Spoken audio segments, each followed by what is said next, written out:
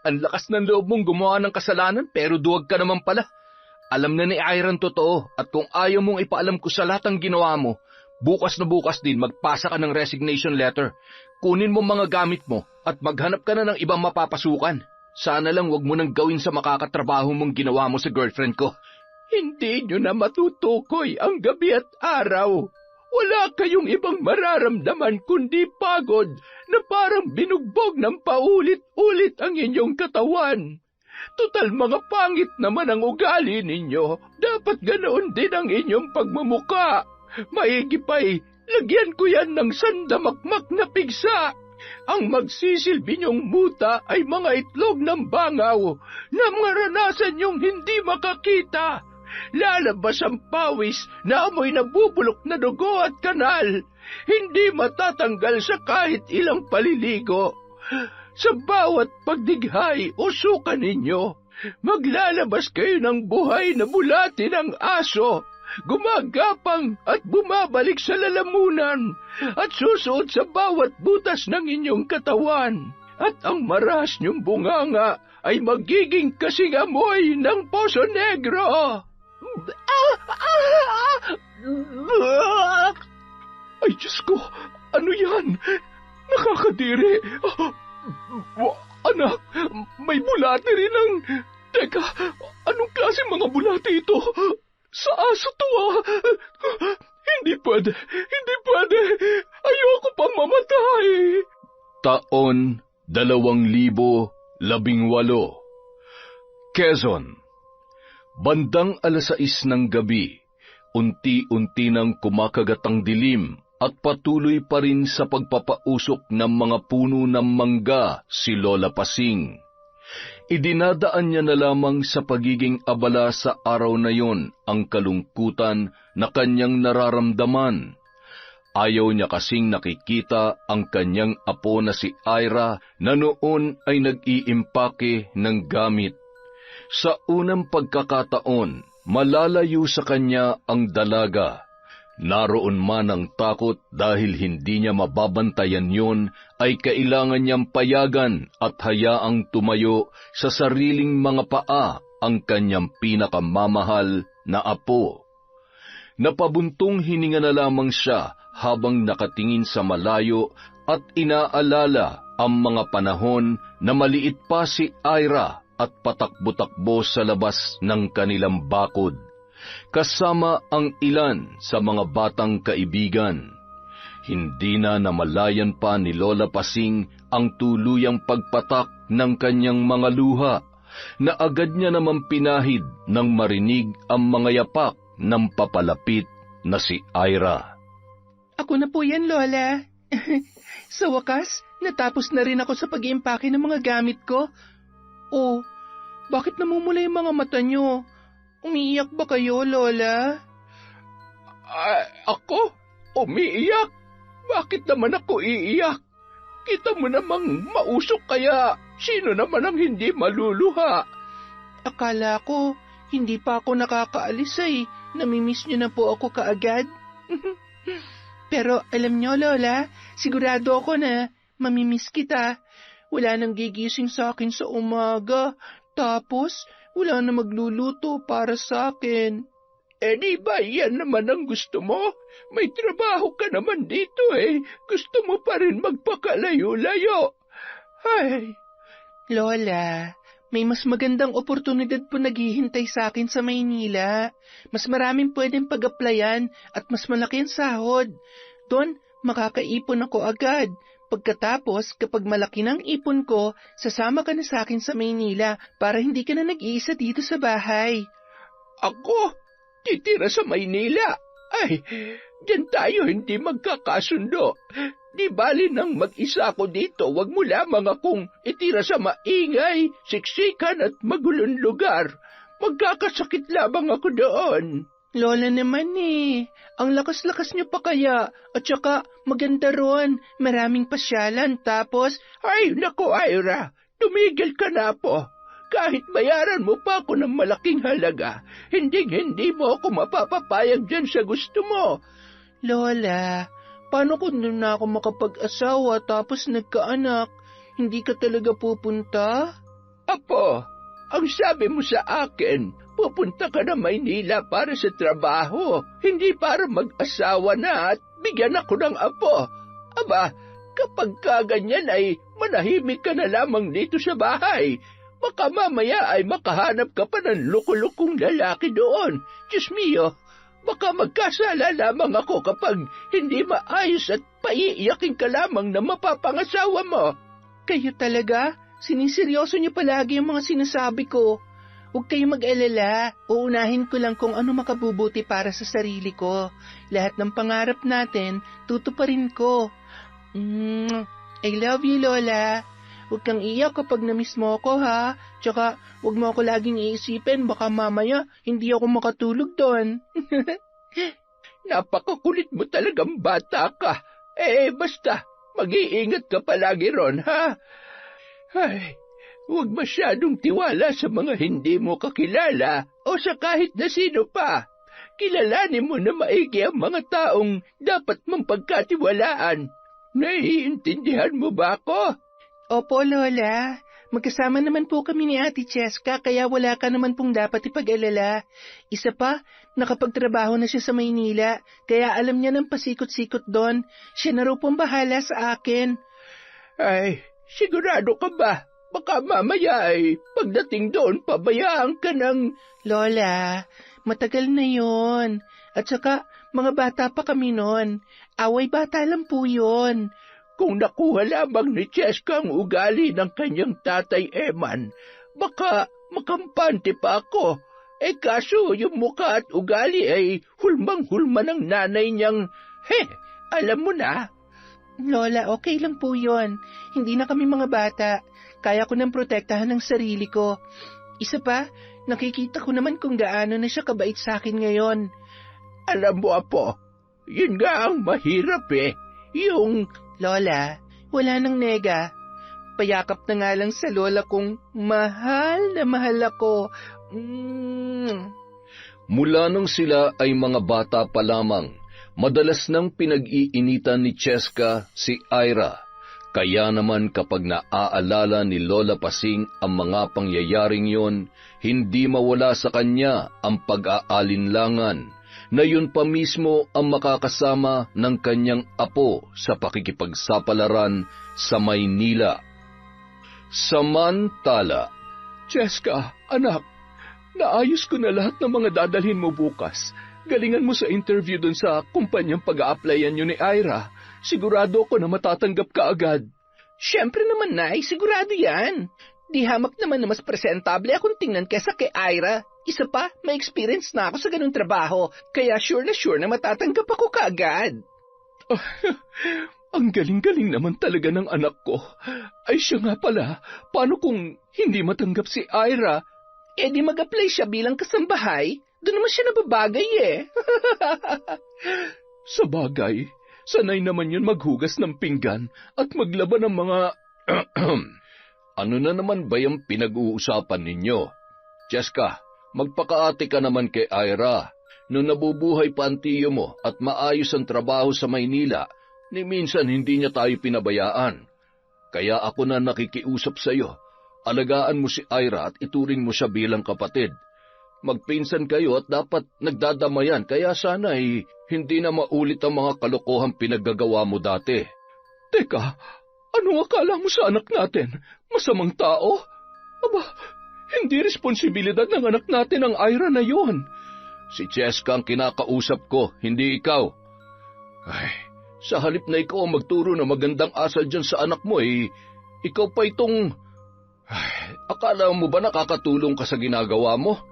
Huwag mo nang itulad sa iyong anak mo. Kung gusto mong maging maayos at mamuhay siya bilang isang mabuting tao. Abat, Eman, sandali. Saan ka pupunta? Bumalik ka dito. Ay, narinig mo ba yung sinabi ng tatay mo? Lintik na yun. Anong ibig niyang sabihin? Masama akong tao? Ay, Nay, hindi na kayo nasanay kay tatay. Kailan ba naman tayo may ginawang tama sa paningin niya? Lahat na lang sinisita. Mas proud pa nga siya kay Ira kaysa sa akin, diba? Kaya siya matalino, mabait, maaasahan, at higit sa lahat, mas mahal na mahal niya yon kaysa sa akin. Nakalimutan niya yata na pamangkin niya lang yon at ako ang anak niya.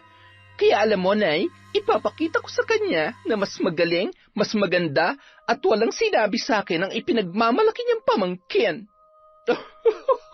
Yan, ganyan. Anak nga kita. Kaya mahal na mahal ka ni nanay eh. I love you, anak. I love you too, Nay. Habang patuloy sa pag-uusap ang mag-inang sina Ami at Cheska, nasa labas naman ng bahay si Mang Eman. Nakatingin yon sa malayo hanggang sa mabaling ang atensyon niya sa naglalakad na papalapit sa bahay nila na si Ira. Malayo pa, kapansin-pansin na ang magandang ngiti ng dalaga. May dala yung mangkok na mayroong laman na pagkain. Tiyo, ulam po. Maaga pong nagluto ng ulam si Lola. Nako, mukhang masarap to ah. Adobo sa gata na may papaya. Amoy palang ulam na. Pakisabi sa Lola Pasing mo. Salamat dito, ha? Sige po, makakarating po. Tiyo, si Ate Cheska po. Nasa loob. Halika, nag-aasikaso pa yata yung mag-ina ng mga gamit ng ate mo. Ikaw, nakapaghanda ka na ba? Opo, Tiyo, kanina pa po. Tatanungin ko lang po si ate kung anong oras kami aalis bukas. Maupo ka muna. Nasa kwarto pa yung mag-ina. Cheska! Cheska! Anak! Narito si Ira. Anong oras daw kayo aalis bukas? Lumabas ka muna, anak. Ako nang bahala dito sa mga sapatos na dadalhin mo. Hay, masyado namang excited ang Ira na yan. Sige, Nay, labasin ko lang muna. Baka mamaya ay mapagalitan na naman ako ni Tatay. Cheska! Tay, sandali lang po. Nariyan na. Ay, papansin naman kasi tong... Hi, Ira. Kumusta? Ready ka na ba para bukas? Opo, ate. Kanina pa po. Itatanong ko lang sana kung anong oras tayo aalis para alam ko kung anong oras ako gigising. Siguro, 6:00 ay alis na tayo dito para maaga rin tayo makarating ng Maynila. Natawagan ko naman na yung may-ari ng apartment na uupahan natin, kaya wala na tayong poproblemahin pa. Maiba ako. Maayos ba yung mga gamit mo? May maayos ka bang bag? Kasi baka mamaya luma at... Yun ba, ate? Huwag ka mag-alala. Bumili ng bagong bag si Lola. Sayang nga eh. Meron pa namang pwedeng magamit. Pati nga damit at sapatos, bumili din siya. Yung pera pala na binibigay ko sa kanya, iniipon niya, tapos ibinili niya pa rin ang gamit ko. Siguradong malulungkot siya kapag nakaalis na tayo. Oy, huwag ka mag-alala, Ira. Lagi ko siyang kukumustahin at dadalawin sa bahay niyo araw-araw. Basta mag-iingat kayo doon ng ate mo, ha? Kapag may problema, tumawag agad kayo sa akin. Salamat po, Tiyo. Ang bait-bait niyo po talaga. Kahit wala na po akong tatay, nandyan pa rin po kayo para sa amin. Hindi na rin nagtagal, nagpaalam na si Ira para umuwi. Inihatid pa yun ng tiyo Eman niya na animoy hindi pa rin matapos-tapos ang kwentuhan ng dalawa. Samantala, naiirita namang pumasok sa loob ng kwarto si Cheska. Nay, nakakainis. Oh, anong problema? Bakit nakabusamot ka? Kasi may bagong bag si Ira, tapos bago pa yung sapatos at may bagong damit din siya. Baka mamaya mas maganda pa yung bag niya kaysa sa akin. Anak, ano ka ba naman? Baka kung sa tabi-tabi lang yun binili ng matandang yun. Tsaka kahit ano pang isuot mo, mas maganda ka pa rin kaysa sa pinsan mong yun. Talaga, Nay? Oo naman. O ayan, humarap ka sa salamin. Di ba? Manang-mana ka sa akin. Nanay naman eh. Aba, lalo pa atang sumama ang loob dahil sa sinabi ko. Kinaumagahan, bago sumapit ang 6:00 ay nakahanda na si Ira.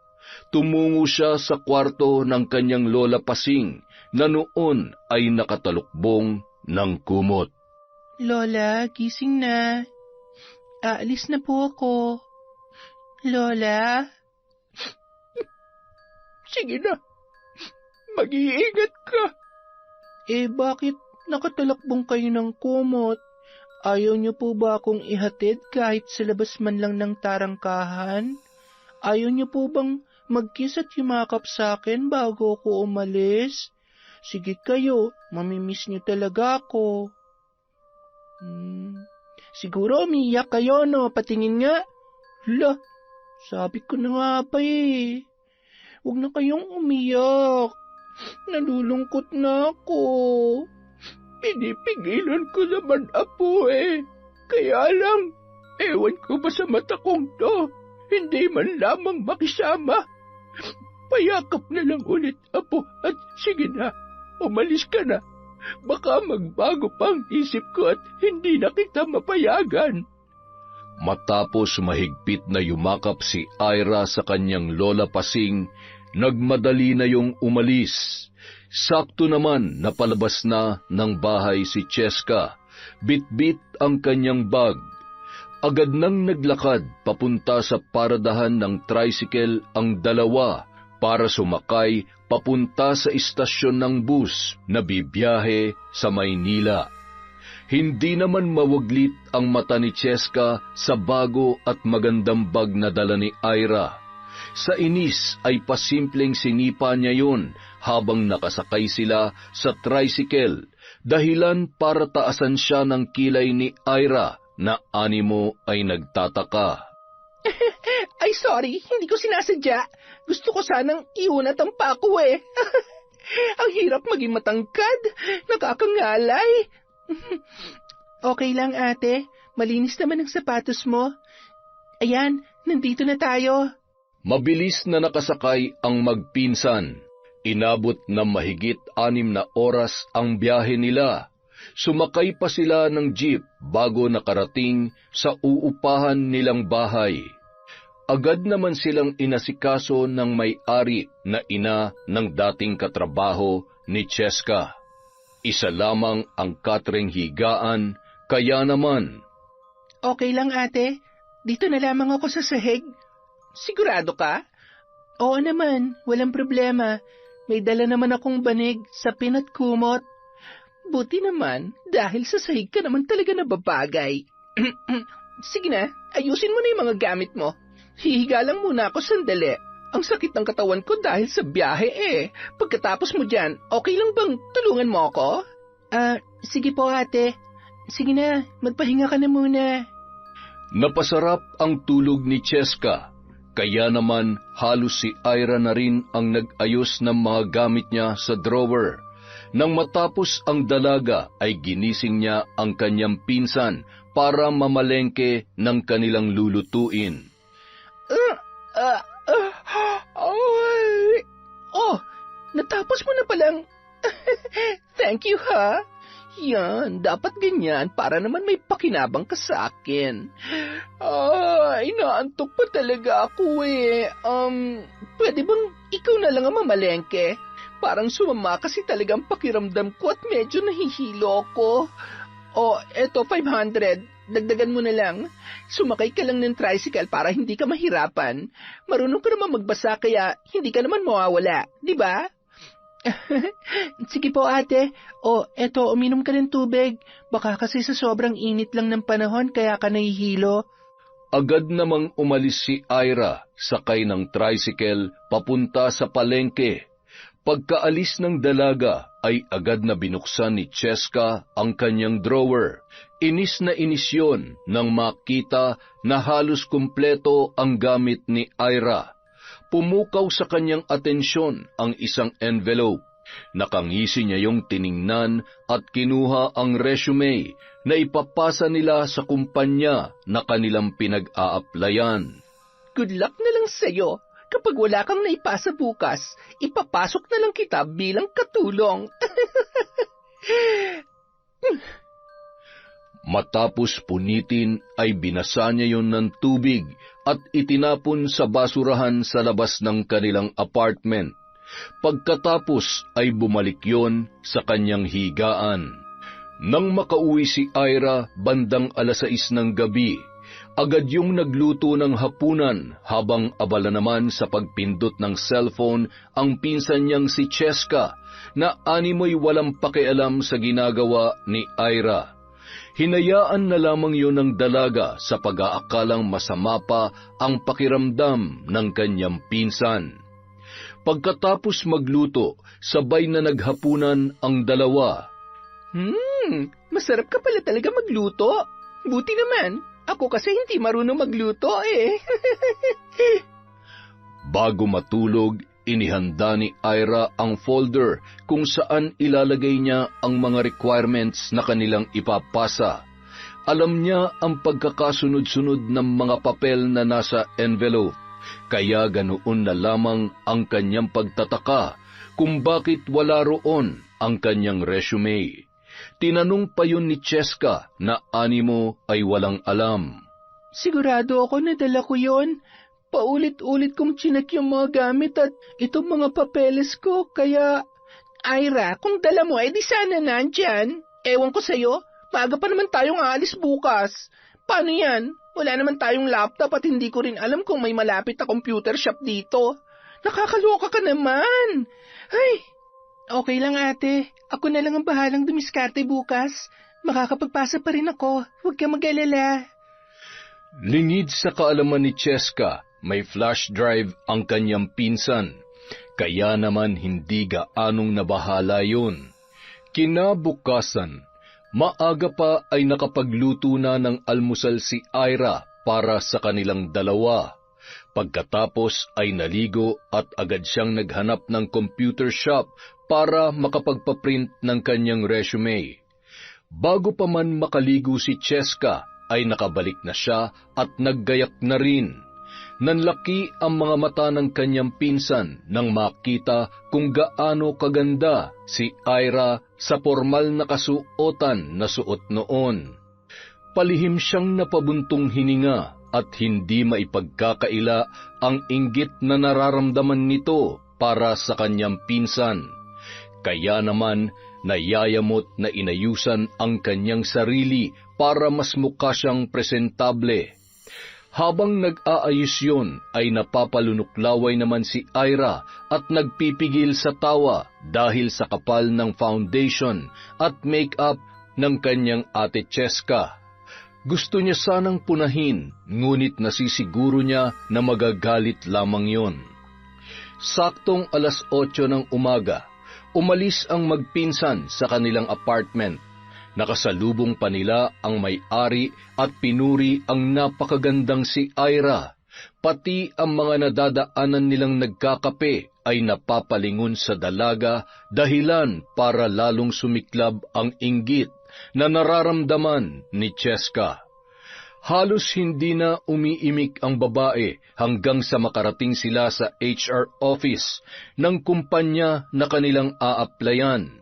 Dahil nakapag-online application na sila, ay may appointment na sila for interview nung mga oras na yun. Nakaupo sila at naghihintay ng tawag kasama ang iba pang aplikante nang biglang nagsalita si Cheska na maalala na walang resume ang pinsan niya. Ira, di ba wala kang resume? Nako, bumaba ka na muna tapos magpa-print ka doon. Bilisan mo. Okay na ate. Chill ka lang. Ha? Anong okay na? Di ba nawawala yung tada? Nagpa-print na ako kanina habang naliligo ka. Sabi ko naman sa'yo, di ba? Okay. Mabuti naman. Nakakainis. Hindi ko talaga maisa ng babaeng ito. Ay. Okay lang kaya si ate? Baka kinakabahan lang siya. Sana matanggap kami pareho. Lord, kayo na pong bahala sa amin ng ate Cheska ko. Isa-isang tinawag ang mga aplikante para sa interview. Matapos silang interviewin, agad na silang umuwi. Tatawagan na lamang kung sakaling matatanggap sila sa posisyon na kanilang inaaplayan. Makalipas ang 1 linggo, nakatanggap na ng tawag si Cheska. Tumitili pa yon sa tuwa na ibinalita sa kanyang pinsan na si Ira. Ang galing mo naman ate. Kumusta? Ano raw magiging trabaho mo? Ayun, dahil may mas qualified daw sa posisyon na ina-applyan ko, ginawa nila akong office clerk. Pareho ng trabaho ko dati. Medyo mababa ang sahod pero okay na yon, kesa naman hindi natanggap at natawagan. Teka, paano kaya yan? Mukhang hindi ka natanggap pa. Kung sakali man ate, ayos lang. Yung kausap ko kanina, hiningi ang number ko. May isa pa raw kasi siyang kumpanya na pag-a-applyan. Niyaya niya ako kaya kapag hindi ako natawagan ngayon, sasabay na lang ako sa kanya sa pagpasa sa susunod na araw. Okay. Mabuti naman. If ever naman na mahirapan ka, akong bahala sa'yo. Marami mapapasukang trabaho dito. Teka lang ate. May tumatawag? Hello po. Yes po. Talaga po? Copy po. Okay, thank you so much. OMG, ate. Natanggap din ako. Natanggap ako, ate. Ha? Saan? Ano ba yon? Napaka-OA mo naman. Ate, natanggap ako bilang business analyst dahil sa trainings ko. Siguradong matutuwa si Lola. Ha? Ganun ba? Okay, buti naman. Congrats. Agad namang tinawagan ni Ira ang kanyang Lola Pasing.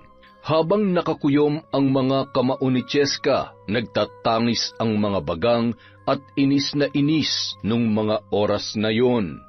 Makalipas ang 1 linggo, nagsimula na silang pumasok sa trabaho.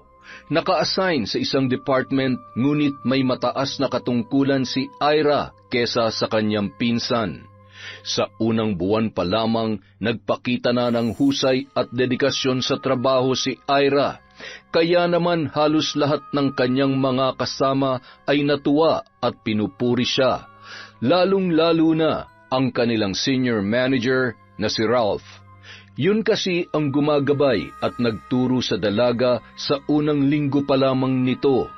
Napahanga yun sa angking galing at bilis na matuto ng dalaga. Grabe, ang lupit ng pinsan mo. First month pa lang, awardee na. Asset siya ng kumpanya na to. Siguradong mabilis na mapopromote yan. Alam mo bang bihirang may makasundo yan si Sir Ralph? Mahigpit kasi yan pagdating sa trabaho kaya walang tumatagal. Siyempre, bago pa lang kaya kailangan galingan. Maraming pwede mangyari kaya huwag kayo masyadong mag-expect. Agad na tumalikod si Cheska at pumunta sa kanyang desk. Nakakuyom ang palad at nanlilisik ang mga mata na nakatanaw sa kanyang pinsan na noon ay kausap ng kanilang senior manager. Kahit kailan talaga, masyado kang pabida at sipsip. Magpakasaya ka na dahil sisiguruhin ko na hindi ka magtatagal sa kumpanyang ito. Ako dapat ang nariyan sa posisyon mo at hindi ikaw, Ira. Humanda ka sa akin. Makalipas ang 1 buwan, isang Facebook dummy account na nakapangalan kay Ira ang nag-add sa buong staff ng kanilang department. Maraming negatibong post yon tungkol sa kumpanyang kanilang pinagtatrabahuhan. Agad namang pinatawag si Ira ng kanilang senior manager para pag-usapan ang tungkol sa bagay na yon. Napatunayan naman ng dalaga na wala siyang kinalaman at hindi talaga siya ang may-ari ng Facebook account na yon. Pagkatapos noon, sabay na umuwi sina Ira at Cheska pagkatapos ng trabaho. Napansin ni Cheska na malalim ang iniisip ng kanyang pinsan, kaya naman agad niyang inusisa yon. Okay ka lang ba? Balita ko, pinatawag ka raw ni Sir Ralph kanina. Ano ba nangyari? Totoo ba na nag-post ka ng kung ano-ano tungkol sa company? Ay, pati ba naman ikaw, ate? Sa tingin mo ba, magagawa ko talaga yon? Kung hindi ikaw, sino naman ang gagawa nun? So ano nangyari? Anong sabi ni boss? OMG, don't tell me na tinanggal ka sa trabaho. Oh, I feel sorry for you, Ira. Huwag ka mag-alala, makakahanap ka ng... Hindi ako tinanggal, ate. Halata naman kasing dami account yon at may personal interest kung bakit niya ginawa yon. Sabi nga nila baka inggiterang palakalang. Bothered lang ako, iniisip ko lang kung sino. Wala naman kasi akong kaaway kaya, ewan, bahala na nga siya. Karmahin nawa siya sa ginagawa niya. Tama, hayaan mo na lang. Halika na, sakay na tayo, nagugutom na ako eh. Pasalamat ka dahil swerte ka. Pero hindi ako titigil hanggat wala ka ng mukhang maiharap sa mga katrabaho natin, lalong-lalo na kay Sir Ralph. Kinaumagahan, pagpasok nila ay usap-usapan pa rin ang issue tungkol kay Ira, dahilan para lalong mainis si Cheska. Nako, sigurado na iinggit lang yun. May mga tao talagang takot malamangan. Hindi kayang tapatan kaya ayun sisiraan. Ang bait-bait kaya ni Ma'am Ira. Maganda, magaling, matalino pa. Kaya sorry na lang ang inggitera na may kagagawan nun. Ramdam na ramdam ni Cheska ang pamumula ng kanyang pisngi nang marinig ang mga sinabi ng kanilang mga katrabaho. Kaya naman nagpanggap na lamang yon na abala sa kanyang ginagawa. Makalipas ang 8 buwan ng pagtatrabaho ay abala at excited na ang lahat para sa paparating na company founding anniversary. Isang bagay lang ang gustong mangyari ni Cheska. Yun ay ang hindi maka-attend ang pinsan niyang si Ira. Gusto niya kasing masiguro na makukuha niya ang atensyon ng lahat at higit sa lahat, gusto niyang makasiguro na magkakaroon siya ng pagkakataon na makasama si Ralph. Gwapo, matangkad at maraming nahuhumaling sa pagiging misteryoso ng binata at isa na roon si Cheska. Hello, Nay. Pwede niyo ba akong tulungan? Tulungan saan? Ano bang klaseng tulong ang kailangan mo? Napakalayo mo naman. Huwag mong sabihin na papupuntahin mo ako dyan. Ano, tambak na naman ba ang labahin mo? Anak naman. Nay naman, hindi yan. Ang gusto ko, magkasakit si Ira. Sa susunod na araw na yung party namin at hindi pwede na maka-attend siya doon. Ayaw ko makasama at magpabida na naman siya doon. Nay, tulungan mo naman ako. Hindi naman pwedeng ikulong ko siya dito. Hindi niya rin pwede malaman na ako may kinalaman sa... Yun, alam mo na yun. Ay, hayaan mo na. Papuntahin mo siya kung gusto niya. Siguruhin mo lang na mas magandang isusuot mo para hindi ka niya malamangan. Pero kung ayaw mo talagang makita si Ira sa party o anuman, pumunta ka ng Quiapo. May mga mangkukulam at mambabarang doon. Magbabayad ka nga lamang. Ang galing mo talaga, Nay. I love you, Nay. Bye. Makapunta nga sa Quiapo. Sorry, Ira. Pasensya na dahil sa pagkakataong ito, sisiguruhin ko na hindi ka na makakalusot pa. Araw ng linggo, walang pasok ang magpinsan. Nagtaka naman si Ira kung bakit paggising niya ay wala na ang kanyang ate Cheska. Nagluto na lamang siya ng pagkain dahil 10:00 na ng umaga. Kapag wala kasing pasok ay bumabawi siya ng tulog. Tinawagan niya pa si Cheska para tanungin kung nasaan yon, ngunit pinapatay lamang noon kaya hindi niya na kinulit pa ang kanyang pinsan. Pagkatapos magluto ay agad nang kumain si Ira. Pagkatapos kumain ay inayos naman niya ang kanyang mga labahin. Ngumiti siya nang hinawakan at tinitigan ang gown na kanyang isusuot. Ang ganda-ganda. Siguradong babagay sa akin to. Excited na ako. Ilang sandali lamang bigla siya nang hina at napaupo. Bigla kasing sumama ang kanyang pakiramdam. Kapag sinusubukan niyang tumayo ay sobra siyang nahihilo at nandidilim ang kanyang pakiramdam. Kaya naman humiga si Ira at agad na tinawagan ang kanyang Lola Pasing. Lola, nahihilo po ako. Ano? Bakit? Baka naman nalipasan ka ng gutom. Kakakain ko lang po. Maayos naman po ang pakiramdam ko kanina. Nalalamig po ang paa at kamay ko tapos nahihilo ako. Nandidilim po ang paningin ko, Lola, kapag sinusubukan kong bumangon. Ano po ang gagawin ko, Lola? Sandali lamang. Tatawasin kita. Kumalma ka dyan. Huwag ka munang tatayo at baka matumba ka. Nangangatog ang tuhod ko sa bata ka eh. Gamit ang damit na iniwan ni Ira ay naisagawa naman ni Lola Pasing ang pagtatawas. Maalam kasi sa panggagamot ang matanda mula nung siya ay dalaga pa. Pinaglalaroan ng apo ko. Aba, sino itong mangkukulam na ito? Nagkamali ka ng kinanti. Humanda ka sa akin. Tiyak na maiihi ka sa sakit. Sinasabi ko sa'yo. Nalaman ni Lola Pasing sa pamamagitan ng pagpapaamin sa mangkukulam na binayaran lamang siya ng isang babae. Bigo man siyang malaman kung sino yon, ang mahalaga ay nalaman niya at ipinaalam niya yon sa kanyang apo. Basta apo, mag-iingat ka. Tadasan mo pakiramdam mo. Ikaw mismo makakaramdam kung sino ang walang hiyang gustong magpahamak sa'yo. Ilagay mo lagi sa bulsa mo yung pangontrang ibinigay ko sa'yo, ha? Para makaiwas ka sa mga taong may masamang binabalak. Gabi na nang makabalik sa apartment si Cheska. Pakanta-kanta pa yun habang binubuksan ang pintuan ng kanilang bahay. Nanlaki ang kanyang mga mata nang makitang abala sa pamamalansya ang kanyang pinsan. Oh, ate, bakit parang nakakita ka ng multo? Para namang ngayon mo lang ako nakitang namamalansya. Saan ka ba nang galing? Ha? Ay, pasensya na, hindi na ako nakapagpaalam. Gumala ako kasama yung dati kong katrabaho.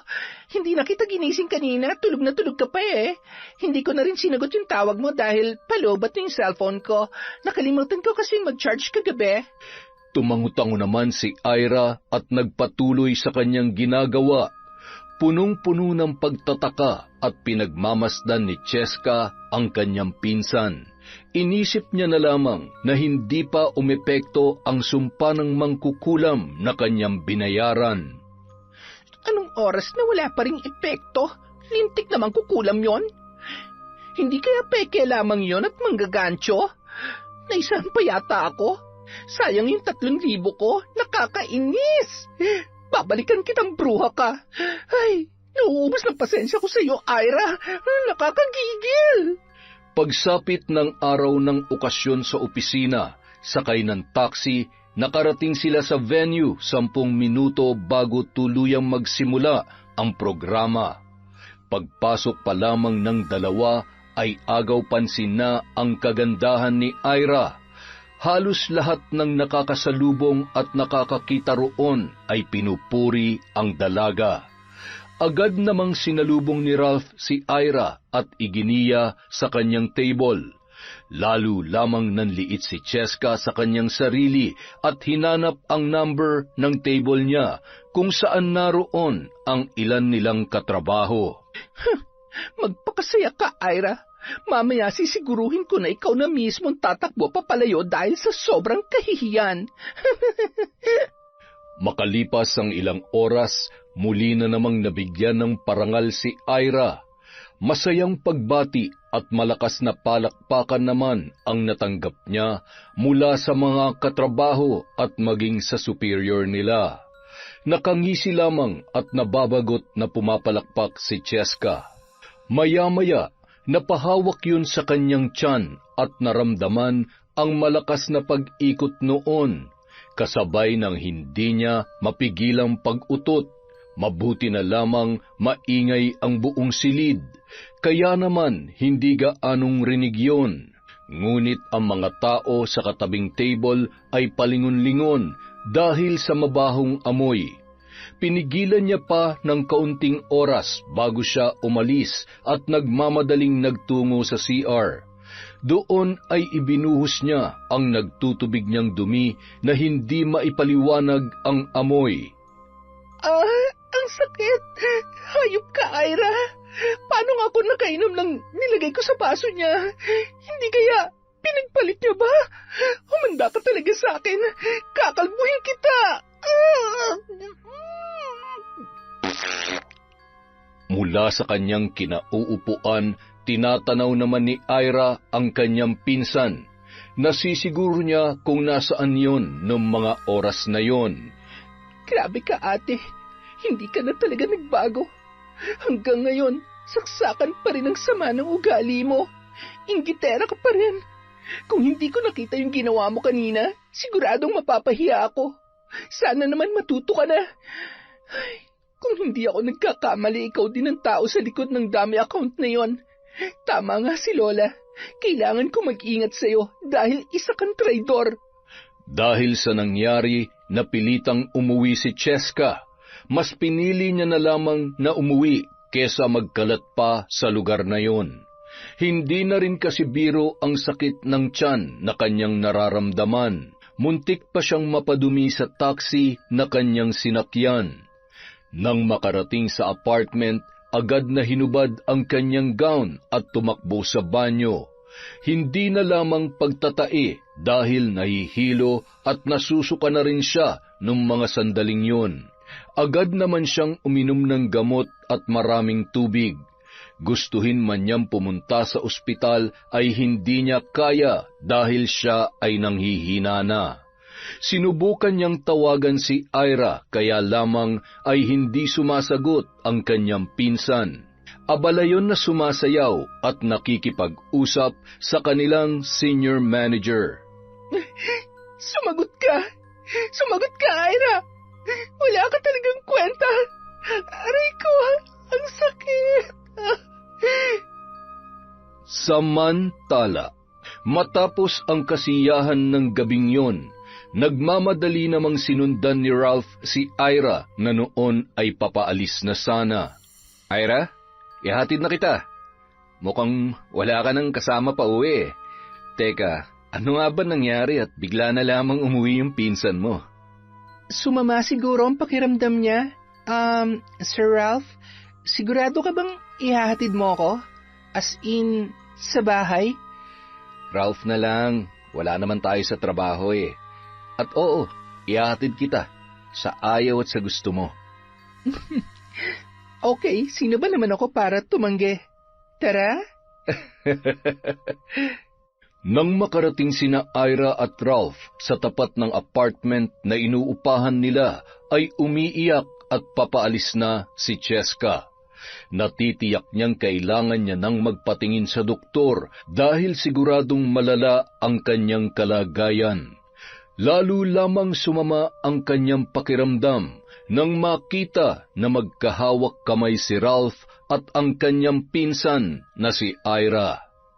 Alam kong mabibigla ka sa sasabihin ko at ang totoo, nahihiya akong sabihin sa iyong nararamdaman ko pero hindi ko na to kayang itago pa. Ira, gusto kita. At sa tingin ko... Ira! Tulungan niyo ako! Please, dalhin niyo ako sa ospital! Nangihina na ako! Ang sakit-sakit ng tiyan ko Dahil nakahawak pa rin si Ralph sa kamay ni Ira, hindi nila nagawang saluhin ang noon ay nagkukunwaring nawalan ng malay na si Cheska.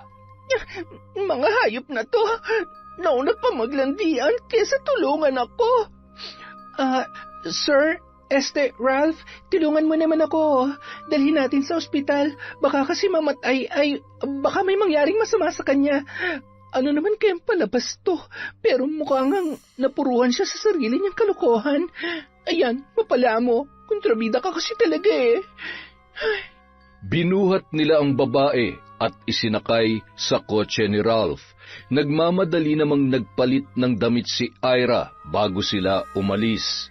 Sinugod nila sa emergency room sa pinakamalapit na ospital si Cheska.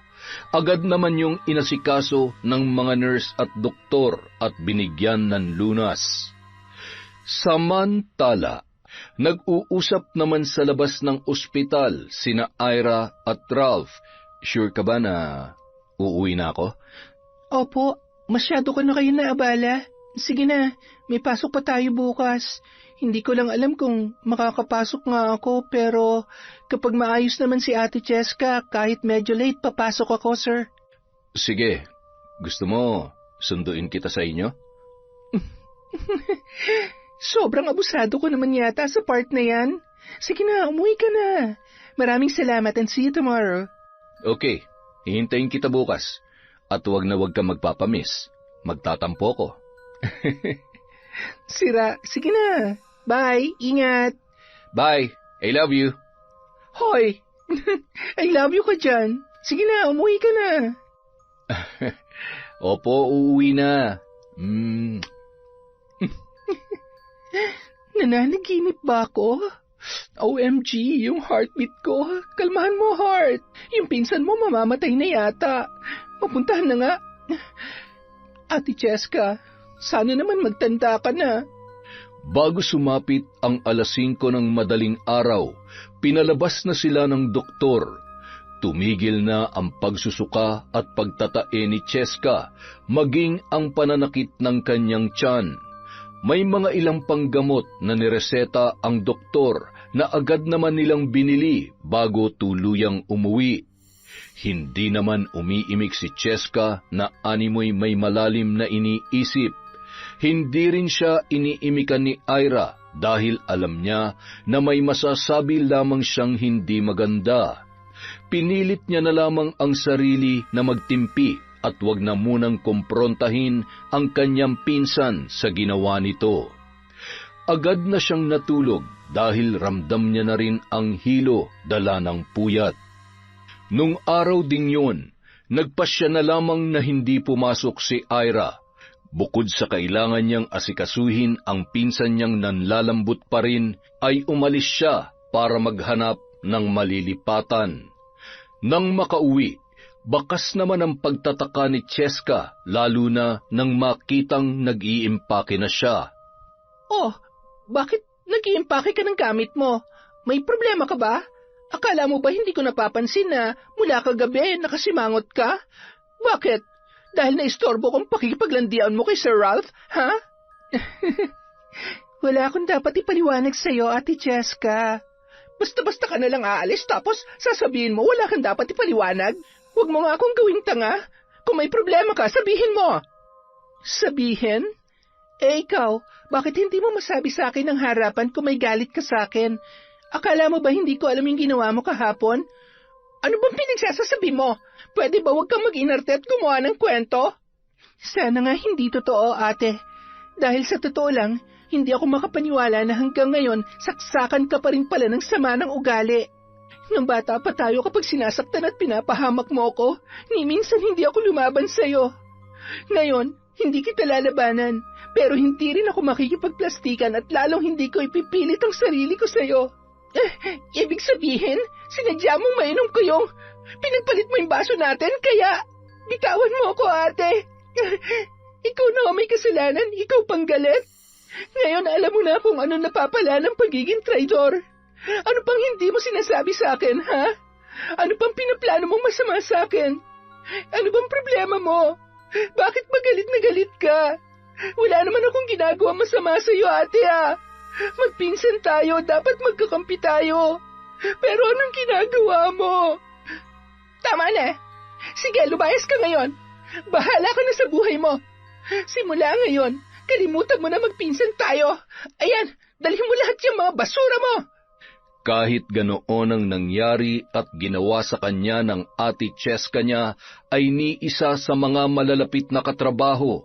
Maging si Ralph ay hindi niya pinagsabihan sa ginawa sa kanya ng kanyang nakakatandang pinsan. Bagamat may mga nakikiusisa dahil napapansin ang hindi pagkikibuan ng dalawa sa trabaho, ay nananatiling sikreto ang mga nangyari dahil ayaw na ni Ira na mas lumala pa ang sitwasyon. Isang gabi, Talaga? Ginawa niya yon? Ang kapal naman na mukha niya. Subukan niya lang na umuwi dito at kakaliskisan ko siya. Nay, kumalma ka. Huwag ka mag-alala dahil hindi naman ako makakapayag na hindi makaganti. Isa pa, alam mo bang inagaw niya yung lalaking gusto ko? Akalain mo yun, Nay? Posisyon at pati ba naman sa lalaki talagang nakikipagagawan siya? Saksakan ng apple, di ba? Nay, naalala niyo ba yung napapabalitang mambabarang sa karatig baryo natin? Oo naman. Ano ngayon? Huwag mong sabihin na... alam ko na. Ay siya, huwag ka nang mamroblema dyan sa pinsan mo. Ako nang bahala. Asikasuhin mo na lamang dyan kung paano mapupunta sa'yo yung anong pangalan nun? Ralph ba yun? Gusto ko pag uwi mo dito ay kasama mo na siya, ha? Galingan mo. Oh, Nay, thank you, ha? The best ka talaga. I love you. Bye. Problem solved. Pero bago yon, may isa pa akong gagawin at sisiguruhin ko na tuluyan ka ng lalayuan ni Ralph.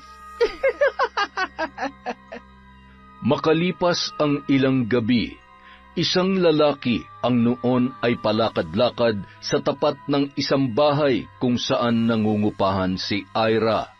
Walang pasok noon ang dalaga. Bandang 6:00 na nang maisipan niyang lumabas para bumili ng ihaw-ihaw sa kanto. Yun na rin kasi ang plano niyang ulamin para sa kanyang hapunan. Iniwanan niyang di nakalak ang pinto dahil malapit lang yun at sanay naman siyang ginagawa yun. Mababait at halos kilala niya na rin ang mga taga roon. Pasimpleng pumasok ang lalaki at may kung anong nilagay sa kanyang tubig sa pitsil na nasa mesa. Pagkatapos, nagmamadaling sumuot yun sa ilalim ng katreng higaan ni Ira sa kanyang kwarto. Nang makabalik si Ira, masayang-masaya siyang kumakain habang kausap ang kanyang lola at pagkatapos tumawag naman si Ralph para sabihin na pupuntahan siya ng binata. Pagkatapos kumain, nakaubos pa siya ng 2 basong tubig. Matapos hugasan ang pinagkainan, agad siyang tumungo sa kwarto para kumuha ng damit dahil maliligo pa lamang sana ang dalaga. Inamoy-amoy niya pa ang kanyang damit bago tuluyang tumungo sa banyo. Habang naliligo, hindi niya malaman kung bakit pakiramdam niya ay antok na siya at tila ba nahihilo. Pagpasok sa kwarto, tanging tuwalya lamang ang nakatakip sa kanyang katawan. Umupo siya sa katre at doon ay tuluyan na ngang nakatulog ang dalaga. Pawis na lumabas mula sa ilalim ng higaan ang isang binatilyo at nagmamadaling iniayos ang cellphone para i-video ang gagawin niya sa dalaga. Inayos niya ng pwesto si Ira at sinunod lahat ng ipinag-utos sa kanya ni Cheska kapalit ng malaking halaga. Pinaghahagkan niya yon at kung titingnan sa video ay hindi mapapansin na walang malay si Ira. Tuwang-tuwa naman na pinagnanasaan ng lalaki ang magandang dalaga. Mabuti na lamang napigilan nito ang sarili at hindi na uwi sa mas malalapang kahalayan na magpapahamak sa walang kamuwang-muwang na dalaga. Tinakpan niya lamang ng kumot ang babae at agad nang umalis yun. Nakasalubong at nabangga pa nun si Ralph na kabababa lamang ng kotse. Bigla namang kinabahan ang binata nang makitang nakabukas ang pinto ng bahay, kaya napatakbo na siya at agad na tinawag si Ira. Hindi makapaniwala si Ralph nang madatnan niya ang noon ay tulog na si Ira. Basang-basa pa ang buhok at kahit anong gising niya ay hindi yon magkamalay. Natatarantang binihisan at dinala niya yon sa ospital. Matapos ang pagsusuri ay nalaman niyang may pinainom na gamot sa babae dahilan para makatulog yon ng ganon kahimbing. Dahil sa takot nang makita niya ang mga pulang pantal sa ilang bahagi ng katawan ng dalaga ay pinasuri din niya kung posibleng nagahasa si Ira. Samantala, Magaling, hindi na sayang ang pera ko. Salamat, ha? Sorry, pero sa pagkakataong ito, sisiguruhin ko na kawawa ka, Ira. Mawawalan ka na nga ng trabaho, kamumuhian at pandidirihan ka pa ni Ralph. Yak! gamit ang isang account na pinangalanan niya ng lalaki ay sinend niya ang maselang video na yon kay Ralph. Laking gulat na lamang ng binata nang matanggap ang video na yon dahil kasama niya pa rin sa ospital si Ira at hindi pa rin nagkakamalay. Agad namang ipinaalam ni Ralph sa mga kasamahan niya ang totoong kalagayan ni Ira. Agad namang tinawagan ni Ralph ang account na yon at masayang pinakinggan ni Cheska ang boses ng binata sa pag-aakalang napaniwala niya yon. Hayop ka! Kung sino ka man, magtago ka na! Burahin mo yan! Ipapahanap kita kahit sa ang sulok ka pa man ng impyerno magtago! Nakita kita kanina at namukaan kita! Ipapakulong kita! Tandaan mo yan! Nanginginig ang kamay na pinatay ni Cheska ang tawag at nataranta. Nakakainis! Ano bang meron ka? Kung nagagawa mong lusutan ng lahat ng to, pues sigurado sa mambabarang wala ka ng laban. Uuwi ka sa probinsya na gumagapang sa sakit. Doon ka mabubulok at doon ka mamamatay. At ikaw, Ralph, hindi ako titigil hanggat hindi kayo naghihiwalay. Akin ka lang! Akin ka lang! Samantala. Ralph, anong ginagawa ko dito? Anong nangyari? Bakit nandito ako? Ira, ayos ka lang. Huwag ka matakot. Maayos ng lahat. Sabi ng doktor, posibleng may inilagay na pampatulog sa tubig na ininom mo, kaya nakatulog ka at nawalan ka ng malay. Paano ba? Ayaw ko na sanang ipakita to sa'yo dahil... Basta, huwag ka mag-alala. Nagawan ko na ng paraan. Na-block ko na ang account na yan. Pinaiimbestigahan ko na rin kung kanino yan ang galing. Ang alin? Kinakabahan naman ako sa sinasabi mo. Akin na nga. Hindi totoo yan. Shh! Huwag ka nang umiyak. Hindi kanya nagalaw. Sa tingin ko, sinadya to. Isang malaking plano para sirain ka. Kasi kung talagang rapist ang taong yun, hindi lang yan ang ginawa niya sa'yo. Hindi mo na kailangan magpaimbestiga. Isang tao lang ang alam ko may gawa nito. Sinusubukan kong protektahan ang pangalan niya pero paulit-ulit niya naman akong sinisira. Hindi ko na mapapalampas to. Sobra na siya. Anong ibig mong sabihin? Kilala mo kung sinong... Si Ate Cheska. Mula nung bata pa kami, wala na siyang ginawa kundi ipahamak ako. Mula sa dami account na nagpakalat ng kung ano-ano tungkol sa company. Nung na-ospital siya, ako dapat yon, Ralph. Matagal na siya nagpaplano na masama para matanggal ako sa trabaho. At dahil may gusto siya sa'yo, kaya ganyan na lamang ang kagustuhan niya na masira ako. Ang sama niya. Napakasama talaga niya. Makalipas ang ilang araw, hindi nakapasok si Ira dahil hindi niya pa rin nakakalimutan ang nangyari sa kanya. Napilitan namang puntahan siya ng kanyang lola Pasing na labis ang naramdamang galit para sa gumawa noon sa kanyang apo. Pinigilan lamang siya ni Ira dahil natitiyak ng dalaga na mas lalala lamang ang sitwasyon. Gayunpaman, gustong makakuha ni Ira ng sapat na ebidensya na ang pinsan nga niya ang may gawa noon sa kanya. Sa tulong ni Ralph at ilang malapit na kaibigan, nagawa nilang makuha ang cellphone ni Cheska. Nang makarating siya sa apartment, ay natataranta niyang hinanap ang kanyang cellphone. Nasaan na ba yon? Dito ko lang naman nilagay yun Hindi pwedeng maiwan o mawala yon. Nakakainis naman Anong gagawin ko? Ang tanga-tanga ko talaga. Puros kapalpakan na lamang. Ay, ano ba yan? Habang patuloy sa paghalungkat ng kanyang mga gamit, nanlaki ang kanyang mga mata nang biglang pumasok sa pinto si Ralph. Oh, may problema ba? May hinahanap ka? Opo sir. Yung cellphone ko po kasi nawawala. Ano po palang ginagawa niyo dito? May sadya po ba kayo? Nakalimutan niyo na po bang lumipat na ng tirahan yung pinsan ko? Hindi naman. Ang totoo, ikaw talagang sadya ko. Nandito ako para sabihin sa'yo na bukas rin, magpasa ka na ng resignation letter. Sir, pero bakit ho? May ginawa po ba akong mali? Bakit akong tinatanong mo? Hindi ba dapat alam mo yon? Siya nga pala, etong cellphone mo. Iniiwan mo kasi kung saan-saan eh. Wala pa namang lock screen kaya nalaman ko tuloy na ikaw ang nasa likod ng dummy account ni Ira at ikaw din ang nasa likod ng video na... Sir, pakiusap.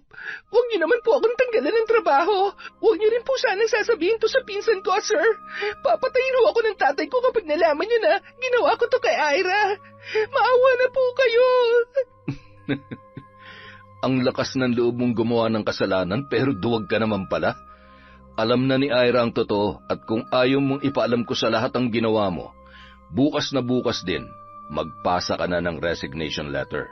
Kunin mo mga gamit mo at maghanap ka na ng ibang mapapasukan. Sana lang, wag mo nang gawin sa mga katrabaho mong ginawa mo sa girlfriend ko. Matapos sabihin yon, agad nang umalis ang lalaki at napahagulhol na lamang si Cheska dahil sa mga binitiwang salita ni Ralph. Samantala, nang gabi ring yun, Lola? Lola? Oh, Apo, ayos ka lang ba? Bakit? Meron bang masakit sa'yo? Lola? Nahihirapan po akong huminga. Wag! May gumagapang sa likod ko, Lola. Bakit ang daming gagamba? Lola, paalisin mo ang mga yan. Mukhang pinaglalaruan ka na naman. Kailangan mong isuot ang kwintas na ito. Huwag kang matakot. Magdasal ka. Tumingin ka kay Lola. Nang maisuot na ang kwintas ng San Benito, ay agad na umayos ang pakiramdam ng dalaga. Niyakap niya ang kanyang lola at nagpasalamat doon. Hindi na ako natutuwa sa nangyayari sa'yo.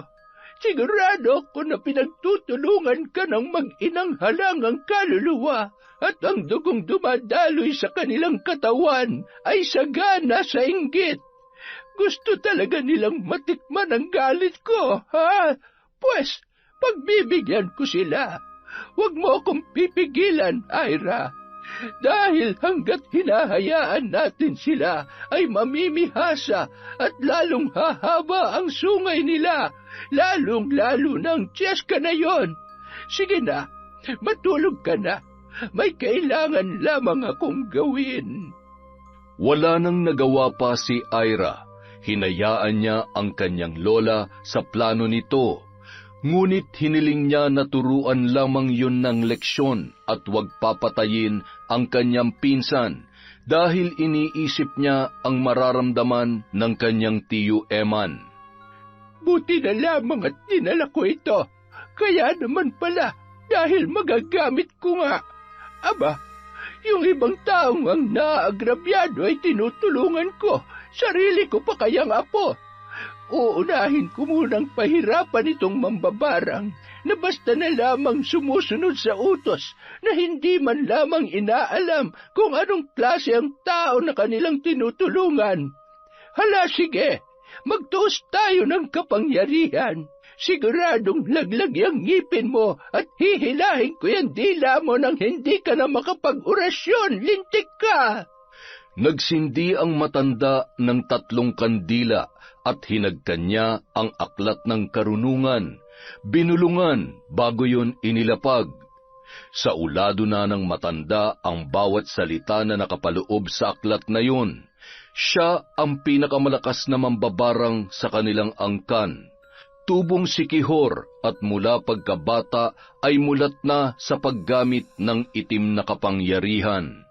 Habang inuusal ang mga kakaibang salita, may hawak yun na manika habang nakapikit at napapangita ang kasalukuyang nangyayari sa mambabarang na may gawa noon kay Ira.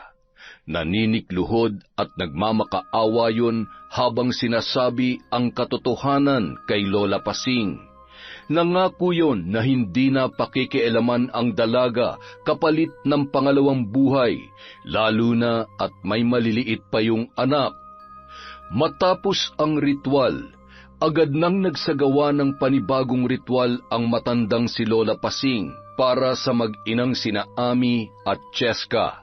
Simula sa araw na ito, Isinusumpa ko kayo mag-ina na maging alipin ng sarili niyong inggit. Hindi na kayo makakatulog ng mahimbing dahil gabi-gabi kayong dadalawin ng bangungot. Bangungot na sumasalamin sa nakakatakot ninyong pagkatao. Hindi niyo matutukoy ang gabi at araw. Wala kayong ibang mararamdaman kundi pagod na parang binugbog ng paulit-ulit ang katawan. Tutal, pangit naman ang ugali ninyo. Dapat ganoon ang pagmumukha ninyo. Maigi pa'y lagyan ng sandamakmak na pigsa at ang magsisilbi niyong muta ay itlog ng bangaw nang maranasan niyong hindi makakita. Lalabas ang pawis na amoy na bubulok na dugo at kanal, hindi matatanggal sa kahit ilang paligo. Sa bawat pagdighay o pagsuka ninyo, susuka kayo ng buhay na bulati ng aso.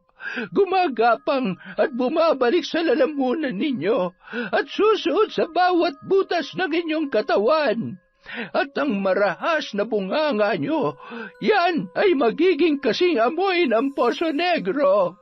Ang sumpang ito ay mananatiling buhay hanggat hindi nababawasan ang inggit at kasamaan sa inyong puso.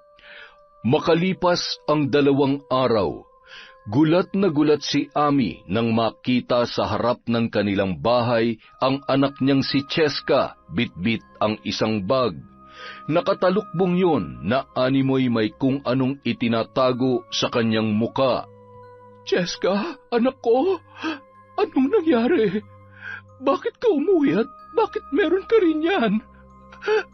Pareho ng pigsa ko yung laki at itsura at kung gaano karami. Ano ba ang nangyayari sa atin? Bakit pa akong tinatanong nyo? Baka tatanga-tanga yung mambabarang na inutusin nyo. Hindi ba dapat si Ira nakakaranas nito? Bakit ako? Bakit tayo, Nay? Kailan ba siya mawawala sa buhay ko? Dahil kay Ira nawalan na rin ako ng trabaho. Hindi ko siya mapapatawad. Tama ba narinig ko na nawalan ka ng trabaho dahil kay Ira? Sigurado ka? Hindi yan magagawa ni Ira. Kilala ko ang batang yon. Ano bang gusto mong palabasin? Na sinungaling ang anak mo? Tingnan mo ang kalagayan namin. Mukha pa ba kami magsisinungaling sa lagay namin ito? Siguradong binabarang na kami ng maglolang yon. Hindi ba't umalis si Pasing? Magkasama sila ngayon, hindi ba? Hindi ba't may chismis na mambabarang ang angka na matandang yon sa Sikihor? Eman, tulungan mo kami ng anak mo. Baka kung anong gawin nila sa amin. Ay, yan. Pumunta kayo sa ospital para mawalayan kung anong tumutubo sa mga mukha ninyo. Pagkatapos ay pumunta kayo sa simbahan. Magdasal kayo. Humingi kayo ng tawad sa mga kasalanang ginagawa ninyo.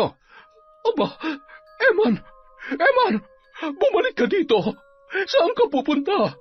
Hindi ka man lamang ba nag-aalala sa lagay ng... Ay, Diyos ko, ano yan? Kadiri,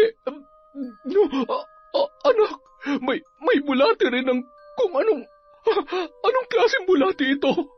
Sa aso ito, Hindi ito pwede, hindi. Ayoko pang mamatay.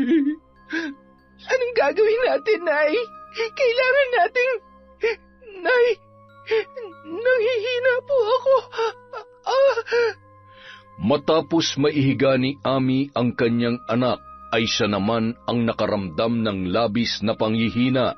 Tinawagan niya si Eman at dahil sa hina ng kanyang boses at pagmamakaawa, ay napilitang sundin ng lalaki ang pakiusap ni Ami na kumuha ng albularyo. Bigo namang makahanap ng albularyo ang kanyang asawa dahil lahat ng mga yon ay may kanya-kanyang dahilan. Nararamdaman kasi nila ang matinding galit ng mambabarang at ang lakas ng sumpa. Hindi pa man nila nakikita ang mga biktima.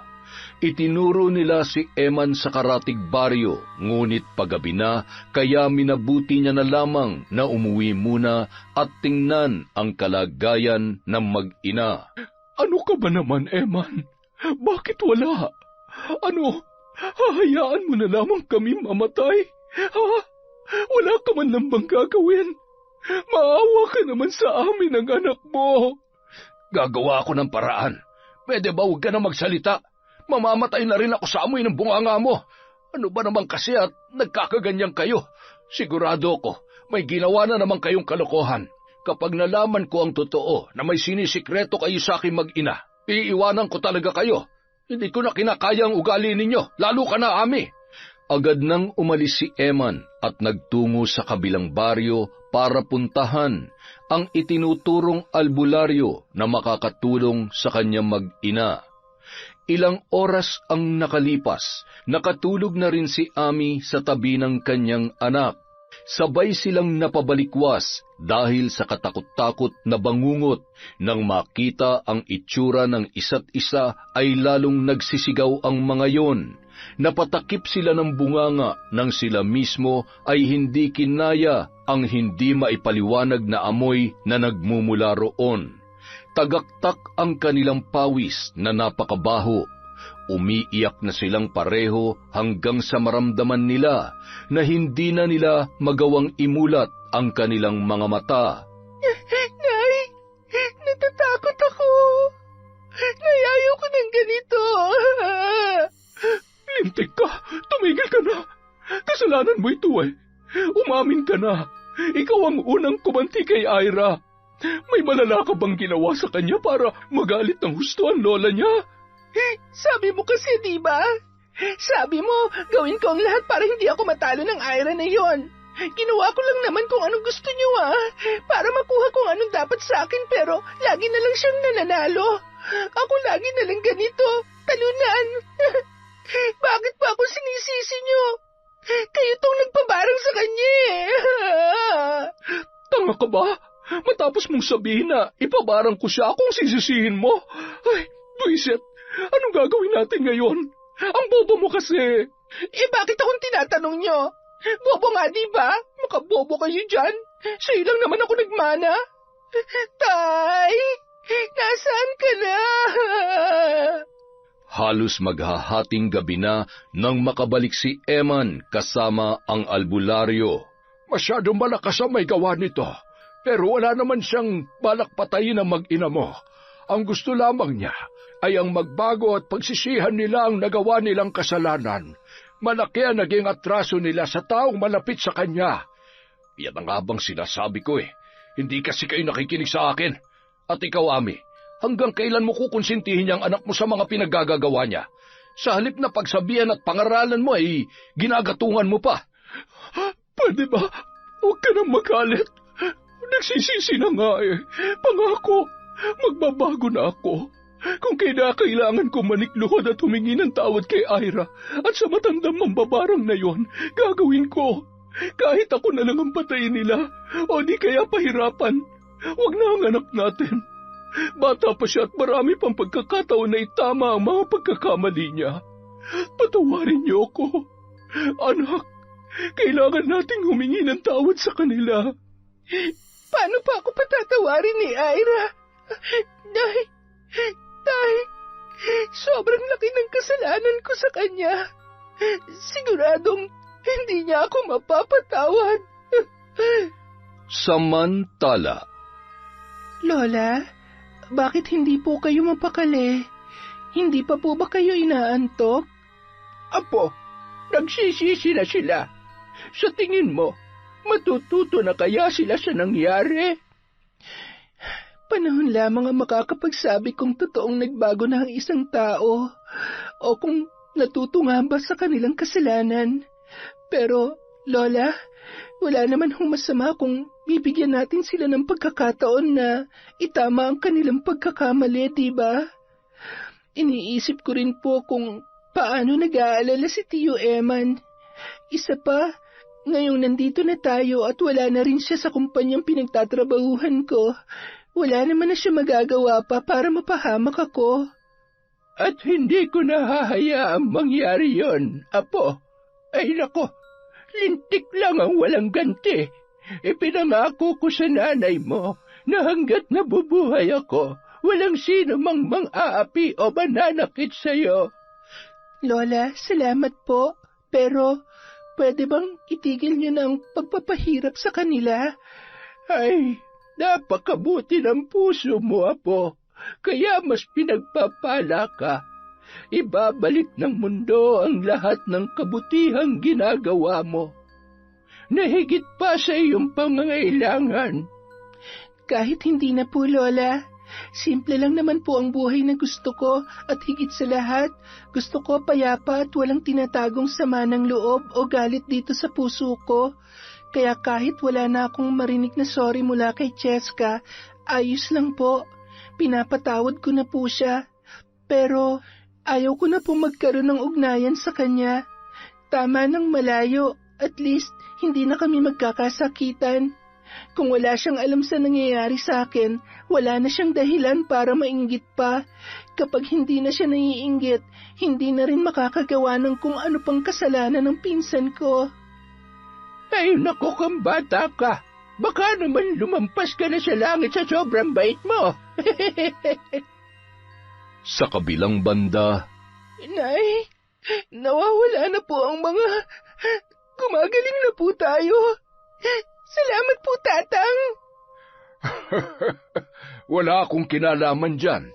Sadyang gusto lamang kayong turuan ng leksyon ng mambabarang na may gawa nito.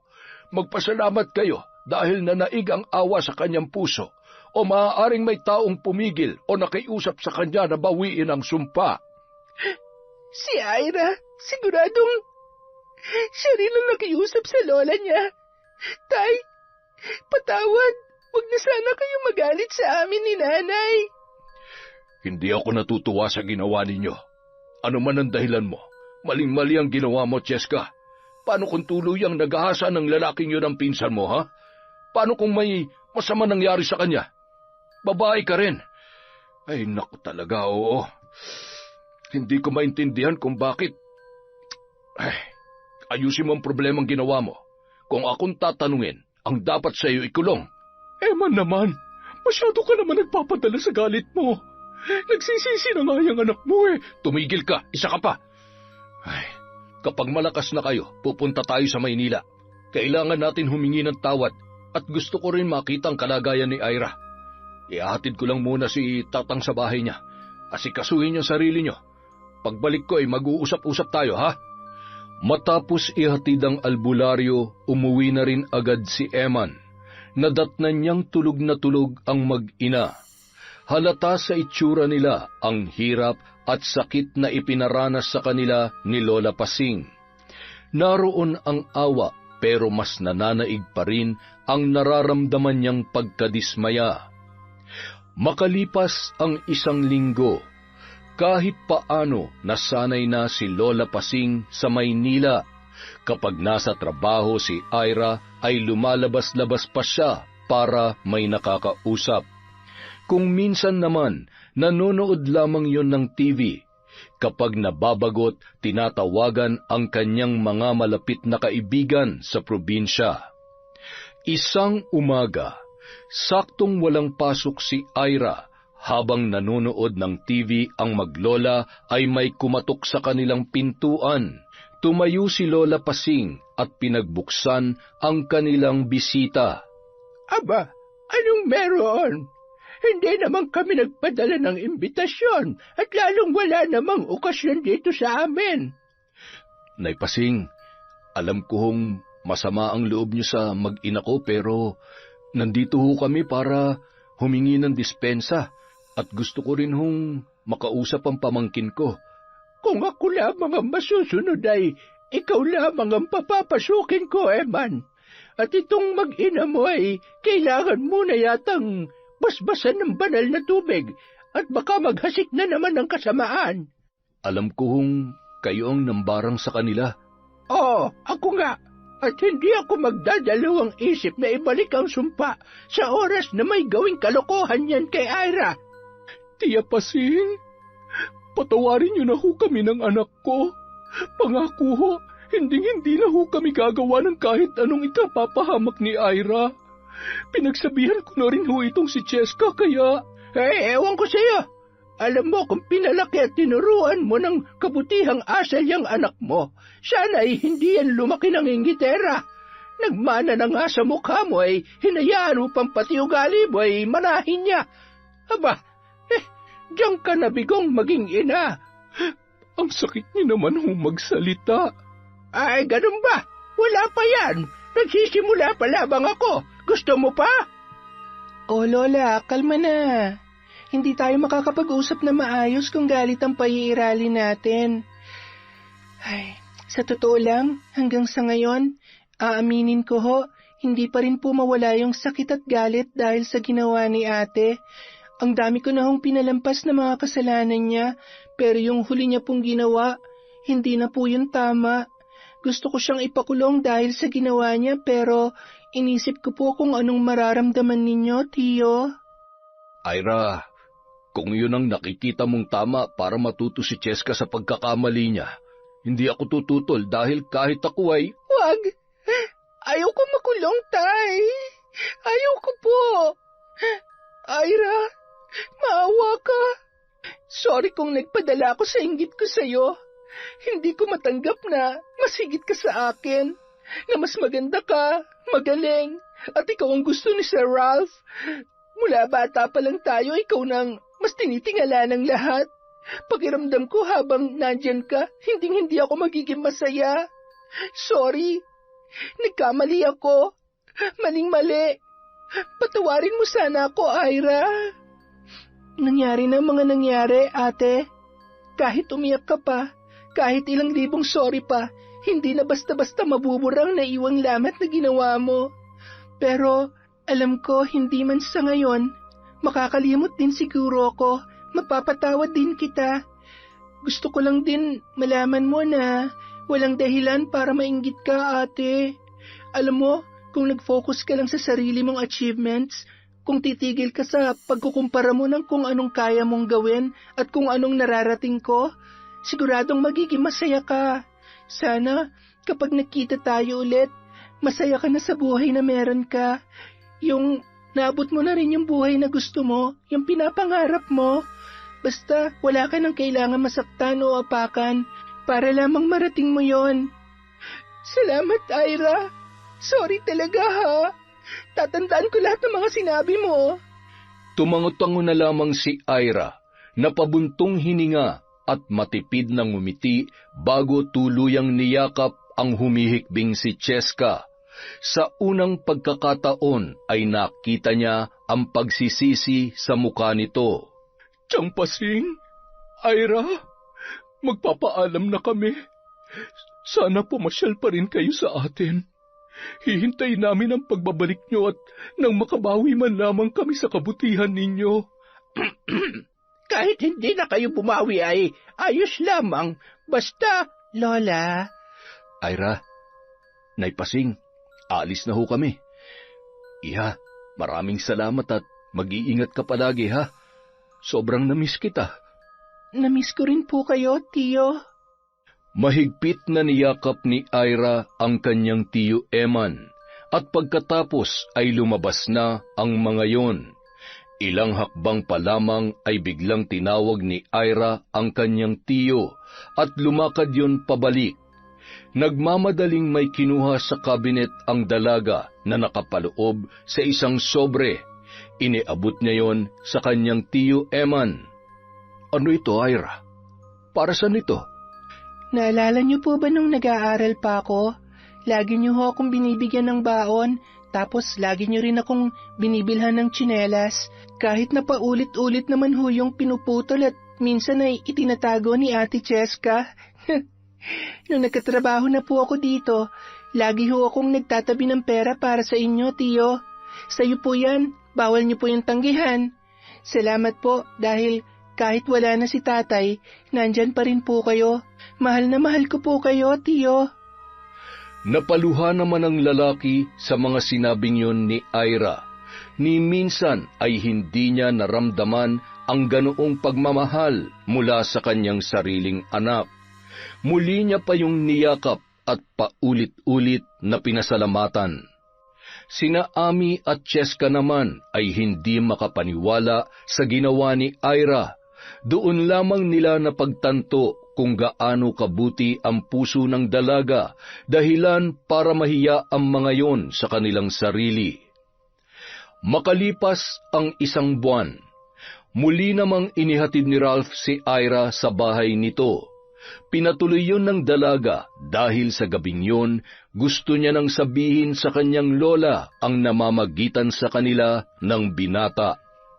Tumabi si Lola Pasing sa tagiliran ng binata at tinitigan ang mukha noon. Ralph, ako nga ay tapatin mo. May gusto ka ba sa akin? Ay, sa apo ko? Nililigawan mo ba siya o manliligaw ka? Lola, hindi po siya manliligaw. Buti naman. Bata ka pa naman kaya huwag na muna. 23 ka pa lamang. Siguro kapag 25 o 30 ka na pwede na.